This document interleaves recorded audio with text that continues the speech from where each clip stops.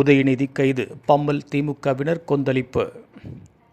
உதயநிதி கைதை கண்டித்து தாம்பரம் திமுகவினர் கொந்தளித்தனர். துணை மேயர் தலைமையில் சாலை மறியல் நடைபெற்றது.